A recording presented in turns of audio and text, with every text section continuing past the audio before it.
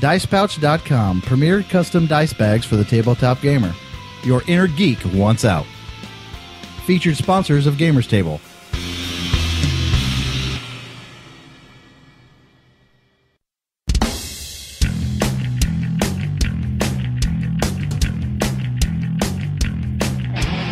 Hello and welcome to Gamers Table, a discussion of tabletop role-playing games and other topics related to the gamer subculture.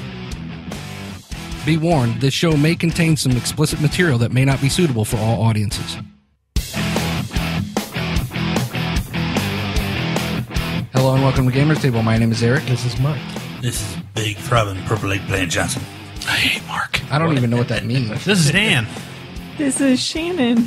This is Dave. This is Jason. And I'm Sean. Dave, don't laugh. It wasn't funny. Don't encourage him. I remember what he's talking about, though. Dave was the only one that was there. Well, that would make an inside joke, and it's fucking lame.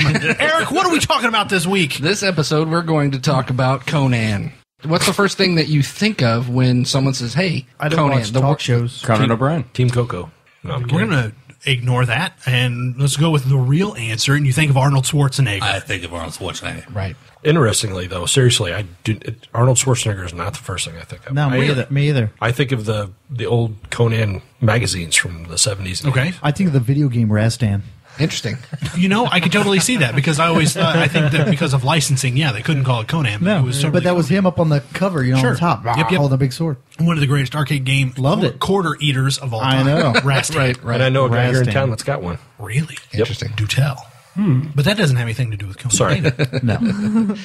The reason that we're doing this episode is because we are actively doing an actual play of Conan, and we wanted to kind of talk about the character, the world, and the things, the expectations that some people have. And I've learned a lot since starting this project, because people have different expectations and understandings of what Conan exactly is. Because some people do know that Conan was created by a man named Robert Howard, who lived in the 30s, and he wrote these stories, the original stories. He was a contemporary of Lovecraft. Yes, H.P. Lovecraft. But the thing about Conan is, anybody who knows anything about the fantasy genre, you mentioned Conan. Well, I would say I would put Conan right up with Lord of the Rings as like kind of the foundation for all the stuff that we do. Right. You know, is fantasy in general. Exactly. As a matter of fact, in the original first edition D&D, Gary Gygax does not credit Tolkien? Really? He credits Howard. He credits Howard, and he credits Lieber. Okay. Well, he should Moorcock? he should definitely credit Tolkien.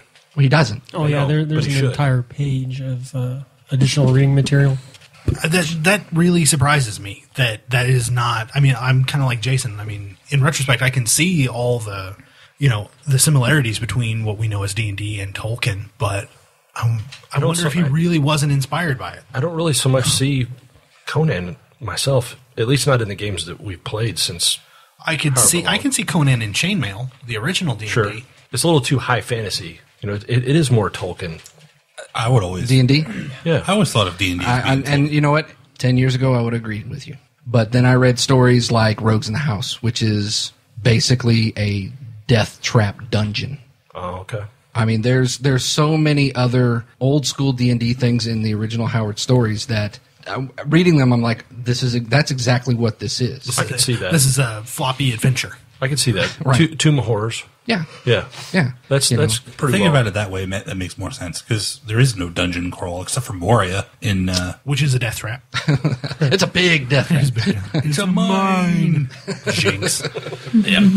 So anyway, going back to the concept of Conan, or just the name Conan. Conan is iconic. Conan is a character much like Dracula, much like Tarzan, Sherlock Holmes. Characters that are defined sometimes by works other than the original creator. Because if you say Dracula, what's the first thing you think of? Bram Stoker. Gary Oldman. Bela Lugosi. Exactly. Bela Lugosi, or you think of Gary Oldman. And that's the image you get in your head. You say Conan, you see Arnold Schwarzenegger. Yeah. Or you see... Jason Momoa. Some people may see that. I thought Jason Momoa did a fine job myself. I thought the movie was crap, but... Watch it on mute. I've said it many times. It was just good enough to be bad good. But So, these iconic characters. The similarity is that a lot of people go to other avenues. They are initiated into these characters from some other way, and they go to the original content. You see the Sure, not a lot of people are going out of their way right now to pick up like old original pulp Conan. You Right. work your way back into it. You watch the Robert Downey Sherlock Holmes, and you go, "This is really cool. Let me go read the old stories again." So then you pick up Hounds of Baskerville, and you do these things. Conan is exactly the same way. Sure. The difference is Conan, when up until 10 years ago, you couldn't get the original material because everything was edited or a pastiche. And Robert edited for content because some of his content was kind of it was of its time. It definitely was. It was definitely of its time and racist, sexist. Well, and we'll get into that. Yeah, we'll sure. get into that. But it's how would you feel if your content was graded on the merit of someone else's work? That's what happened to him. Up until 10 years ago, you couldn't get anything that wasn't edited for content or changed. So the concept of this character, people just didn't know. What happened a lot of times, particularly in the pulp fiction genre, was the publishing house employed what they called a copy editor. Mm-hmm. You'd send in your story, the copy editor would get a hold of it, and he often would rewrite parts of it. He'd redress it to suit whatever publication it was going to go for. Right. What happened with him was the editor of Weird Tales. He did all of the editing himself, but what he did was he would send it back and say, "Do it again," or "Change this part." And Howard would do it. He would change whatever you want. I just want to get published. I just want to get paid. Whereas Lovecraft always bumped heads with this guy and wouldn't change anything. But Howard would change things. So his stuff changed a lot. He had, when he died, there was so many like drafts of everything that he ever wrote. And people after he died took his stuff and expounded on stories that he threw away that weren't good enough. And Robert Jordan did a lot of Conan. Robert Jordan, L. Sprague de Camp.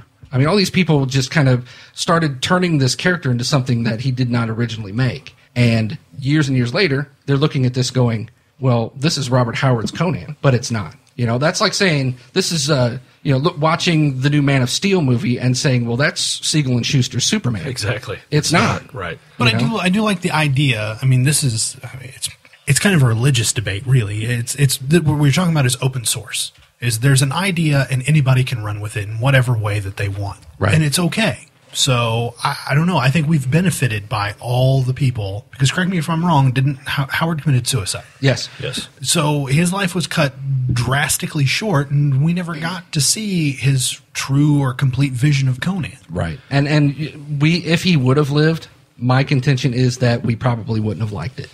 It's probably Possible. true. I mean, because well, go ahead. Look at George Lucas. Enough said. Well, I'm saying, Look at George Lucas's chin. He's chins.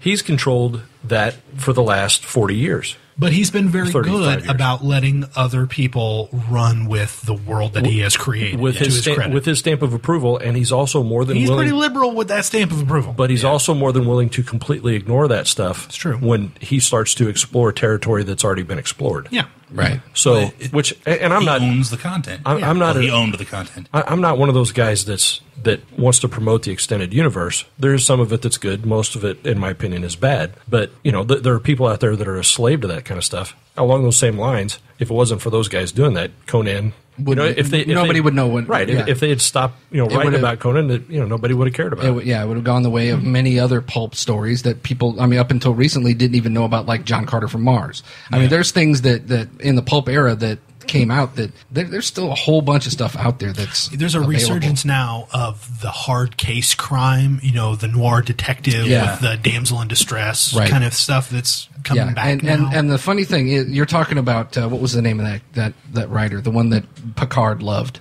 Dix. The Dixon character's Hill. name was Dix. Dixon Hill. That's the Dixon guy Hill, that there Picard liked. I don't know if that's an actual pulp Leave it to Jason to guy. come up with that one. Dix.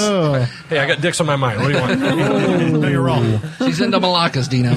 Right. Well, it's that whole everything that is old is new again. Right. I mean, it goes in a cycle. Yeah, it's very very. I would pin some of that blame on Jim Butcher. He wrote all the Dresden Files. Harry Dresden. He's an old noir. Yeah, he's an old noir style PI. He just also happens to be a wizard. Right. Cool. It is cool. I agree. I'm agreeing with you. Then read the books, Dick. So anyway, But yes, that in the same vein as a lot of these Dixon Hill characters, Conan is kind of in that same era. You know, the man's man. I was just going to say that. That's why, to me, Conan is great, because he's one of the few honest man's men heroes. And he is a hero. He is, no doubt. No doubt. A lot, and that's something that I didn't want to talk about, is the character of Conan has changed over from the original iteration to what we perceive him of. And that has a lot to do with like comic books and, you know, the movies and things like that. People think of Conan as this, he's this big muscle bound brute. Okay. And often an idiot. Yes. Right. Well, and much. they get all of that from Schwarzenegger, right? Right. I mean, that's where that comes Because that's the way he was played in the movie. That's the way it was how they written did in it. the movie. Right. But in essence, really, Conan is a self-determining man. He's an existentialist. Yes. Because no matter what situation he's in, he infinitely adapts. He's a horseman raider. He's a pirate. He's general. Never in despair. Like, he never, like, cash in all my chips. You know, he never does that. Right. He always knows that he can come out in the end. Well, there are times when he feels like, you know, there's a story where he and a girl are stuck in the desert, and they get to the point where he's going to kill her because he would rather him take her life than her die of dehydration. And he's to the point where he's going to do himself in too, and then comes across a lost city and that all thing. Well, there's just too much to keep track of. I thought you were going to say a vulture that he could suck its blood. But and so yes, he's this, and that stems from Howard being a huge Jack London fan. That was his favorite writer. Cool. Jack London is a hell of an interesting guy. If you want to read about a really, really interesting dude, read about Jack London. I had no idea. He's like the world's most interesting man. He basically is, yes. Ooh. Yes. I read a quote from him, I think on Cracked several months ago, and I immediately forgot the quote, even though it was awesome. It was so awesome it like blew your mind. Right. It couldn't stay there. Right. It couldn't remain in one brain. It had to leave and go. Well, I can totally, now that you say that, I can totally see that as being inspiration for Yeah, Conan. and there's a lot of there's moments of Jack London all over the old Conan. The other thing about Conan, which a lot of people don't really, like you said, the perception is he's this moronic, monosyllabic guy. Actually, in the stories, he's very intelligent. He is a smart barbarian, something our friend Brian would have hated because he thought that barbarians should be dumb, which he was not. He was intelligent. He was just ignorant No in book the learning. stories. Exactly right. He's exactly right.